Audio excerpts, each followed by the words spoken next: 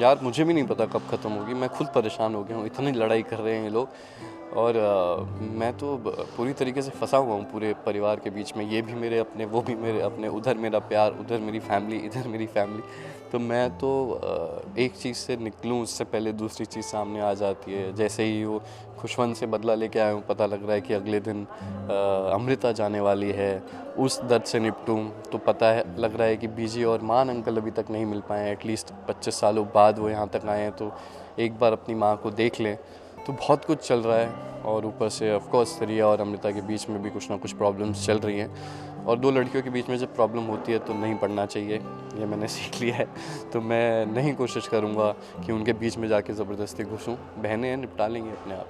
हाँ, चाहता तो नहीं था, पर ऐसी लड़ाई के बीच में नहीं जा रहा हूँ ना मैं, वैसे तो हूँ मैं दोनों के बीच में।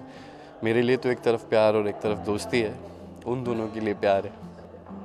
नहीं, ये तो मुझे पता है ना कि रिया को गलतफहमी हुई है, और रिया इस जगह पे गलत है या नहीं वो नहीं पता, लेकिन वो अपने पॉइंट ऑफ व्यू से सही है, सिचुएशन वैसी है। तो मैं तो ऑफ कोर्स अमृता का ही साथ दूंगा और समझाने की कोशिश करूंगा रिया को कि जो मेरे हिसाब से सही है। तो ऑफ कोर्स अमृता को चुनूंगा।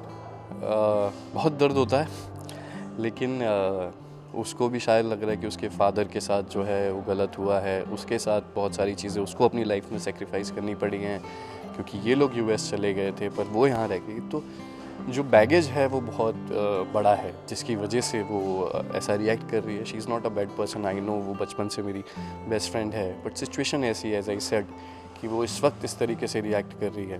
तो इंसान तो कोई भी गलत नहीं है इस घर में, लेकिन सबके हालात ऐसे हैं जो उनसे ऐसी ऐसी चीज़ें करवाते हैं। अब मैं अभी तो बहुत कोशिश कर रहा हूँ, क्योंकि क्या हो जाता है, आप हमेशा डाइट भी मेंटेन नहीं कर पाते हो। और आई रियलाइज्ड कि मैं थोड़ा सा ब्लोट कर भी रहा था, तो मैंने पिछले 15-20 दिन से तो वापस एकदम डिसिप्लिन में आने की कोशिश की है। और ऑफ कोर्स वो वर्कआउट के लिए उतना टाइम नहीं मिलता है, बट जितना भी टाइम मुझे मिल रहा है मैं खुद को आपको अपने आप को पुश करना पड़ता है। भले ही आप नींद 6 घंटे की लो, लेकिन बाकी सारी चीज़ें आपको बैलेंस करके चलनी पड़ती है।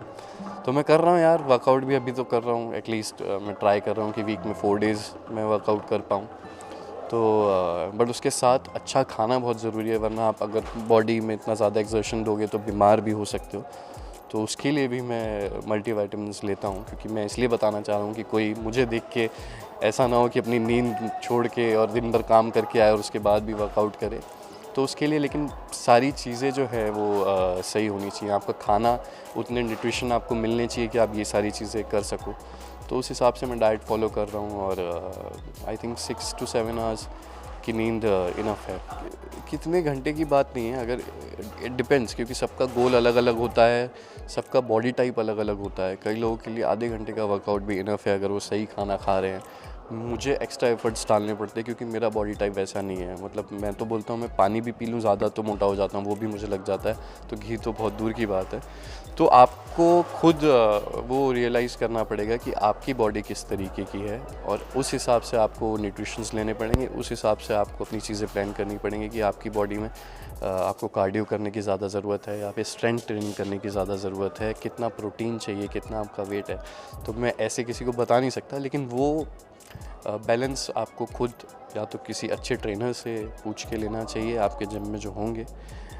लेकिन ये सारी चीज़ें प्लान करके ही हो सकती हैं।